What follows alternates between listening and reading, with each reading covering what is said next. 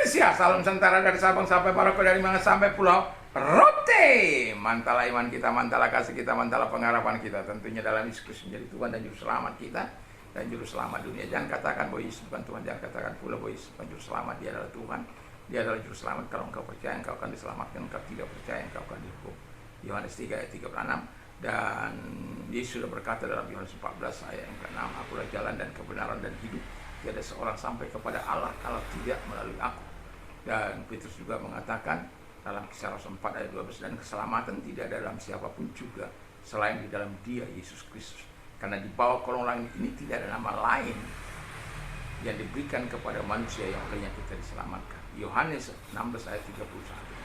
Percaya, Paulus mengatakan, percaya kepada Tuhan Yesus Kristus maka engkau akan diselamatkan, engkau dan seisi rumahmu. Mantap. Mengapa saya menyertakan ayat-ayat ini? Supaya ada dasarnya bahwa apa yang saya katakan itu bukan hanya sekedar rekayasa saya, tapi ada bukti bahwa ada ayat-ayat yang mendukung apa yang saya katakan itu. Kiranya kita adalah orang-orang yang bijak untuk menerima hidup kekal daripada Tuhan dengan percaya kepada Tuhan Yesus Kristus. Nah, puji nama Tuhan. Sebelum kita mendengarkan firman Allah, mari kita berdoa. Terima kasih Tuhan, biarkan kami rela memberi karena kasih kami kepadamu. Baik bagi dunia ini karena Engkau. Terima kasih, kami bersyukur dalam nama Yesus. Amin. Saya akan membacakan 2 Korintus 9 ayat 6 sampai 15, tapi karena ini panjang, saya akan membacakan ayat yang ke-7, 8. Hendaklah kamu masing-masing memberikan menurut kerelaan hatinya, janganlah dengan sedih hati atau karena paksaan, sebab Allah mengasihi orang yang memberi dengan sukacita. Dan Allah sanggup melimpahkan segala kasih karunia kepada kamu, supaya kamu senantiasa berkecukupan dalam segala sesuatu dan malah berkelebihan dalam berbagai kebajikan. Ayat 10. Ia menyediakan benih bagi penabur dan roti untuk dimakan. Ia juga yang akan menyediakan benih bagi kamu, melipat gandakannya dan menumbuhkan buah-buah kebenaran. Haleluya, mantap. Tema kita adalah rela memberi karena kasih Kristus. Puji nama Tuhan, karena Yesus sudah terlebih dahulu memberi karena kasihnya kepada kita. Kiranya kita meresponi kasih Tuhan ini, karena Tuhan itu adalah suka memberi, bahkan di nyawanya pun diberikan kepada kita untuk keselamatan kita dan untuk kebenaran kita, agar kita terbebas dari dosa dan kejahatan serta pelanggaran, juga dari hukuman yang akan kita terima oleh karena ketidaktaatan. Tapi semua itu dihapuskan oleh Tuhan dengan kematiannya di kayu salib, dan kita diperdamaikan kembali, dosa-dosa kita diampuni dan menerima hidup yang kekal. Dari ayat ini saya mengajukan pertanyaan, keuntungan-keuntungan apakah yang kita peroleh kalau kita rela memberi karena kasih Kristus?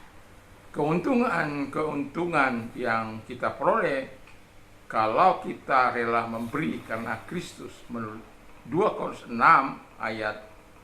Korintus 9 ayat 6 sampai dengan yang ke-15 adalah, yang pertama, Alkitab katakan kita dikasihi Allah. Jadi orang yang memberi itu dikasihi oleh Tuhan, tapi memberinya bukan karena terpaksa, bukan juga karena dipaksa, bukan karena keterpaksaan, tapi karena ketulusan hati, karena cinta kita kepada Tuhan, kita memberi. Kalau Tuhan belum gerakkan kita memberi, ya sudah. Tapi orang yang mengasihi Tuhan tidak lepas tidak memberi, karena Tuhan itu memberi. Tapi orang yang memberi belum tentu mengasihi. Tapi orang yang mengasihi sudah pasti memberi. Itu sebabnya tema kita memberi karena kasih kita kepada Kristus. Karena Dia sudah terlebih dahulu mengasihi kita, Allah sudah terlebih dahulu mengasihi kita, maka wajiblah hukumnya kita mengasihi. Apa yang kamu tabur itu akan kamu tuai. Kamu menabur kebaikan, kau akan menuai kebaikan. Kamu menabur kasih, engkau akan menuai kasih. Saya menciptakan lagu, apa yang kau tabur itu akan kau tuai. Kamu menabur angin, menemukan puting beliung. Kamu menemukan kasih, menerima penghormatan dari Tuhan.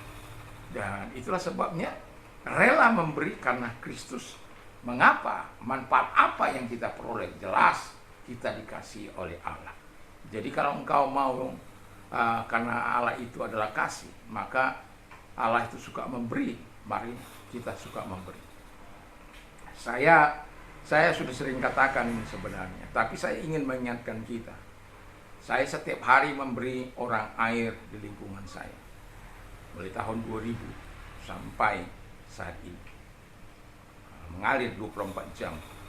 Siapa saja bisa mengambil. Tapi hari-hari ini saya susah. Susahnya karena ada orang wanita telanjang mandi di situ.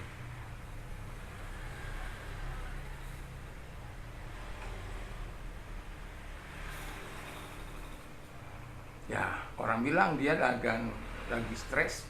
Kita mau apa juga susah. Ya doakan saja supaya dia tidak seperti itu. Ya setidaknya kalau dia mau mandi berpakaianlah dengan baik. Ya. Dan yang mau saya katakan adalah kita harus mengasihi. Saya tidak mungkin mematikan orang walaupun caranya tidak baik. Karena sudah sering saya katakan, kadang-kadang tengah malam dibuka orang karena dia kan di luar, bukan di dalam rumah. Kerannya itu memang di luar. Jadi mati hidupnya itu mereka bisa mau menghidupkan kah, mau mematikan atau tidak mematikan, itu terserah mereka. Urusan saya adalah mengalirkan air itu ke situ, walaupun yang PDA yang mengalirkan. Tapi saya mau katakan, kita ini adalah orang-orang yang rela memberi karena kasih Kristus. Saya juga memberikan tumpangan rumah saya kepada orang yang lebih besar dari rumah yang saya tempati ini. Halamannya lebih luas, udah pasti. Hasil buminya mereka bisa ambil.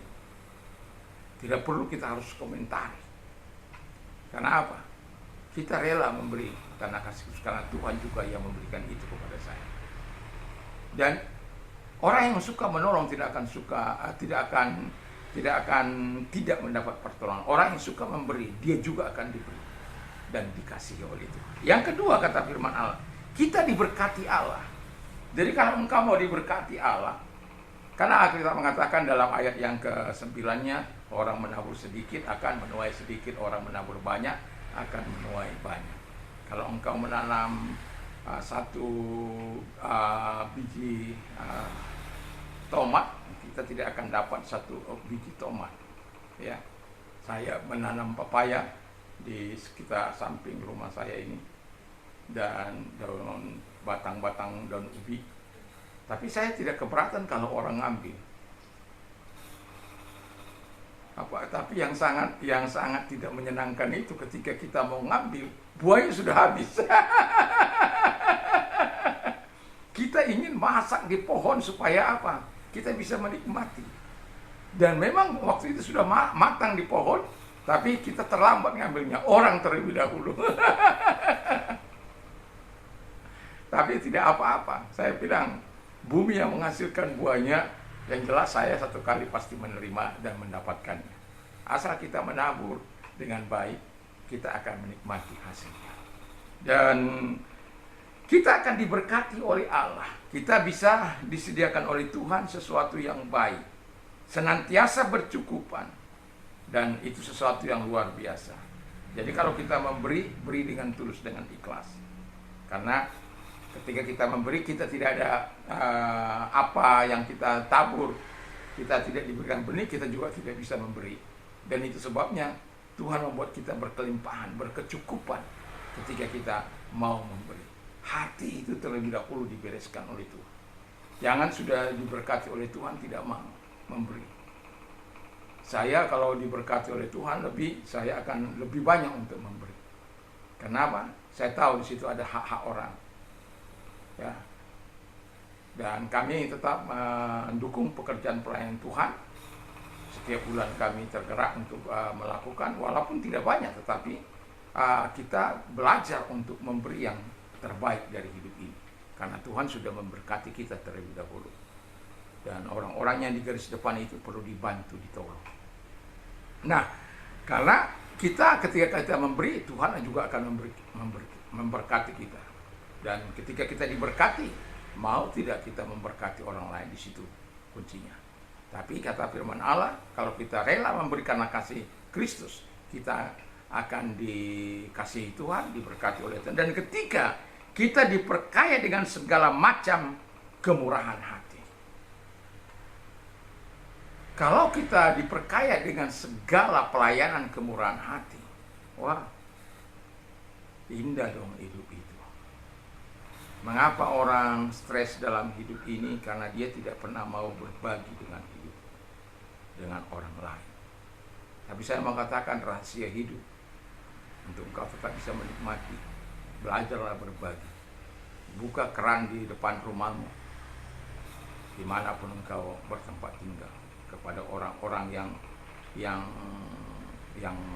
lalu lalang, supaya mereka bisa cuci muka, cuci apa. Kalau orang ke pantai, mereka yang sudah terbiasa, mereka akan cuci kakinya di sini, cuci mukanya di sini, cuci kepalanya di sini. Apakah kita keberatan? Tidak. Malah kita senyum-senyum saja.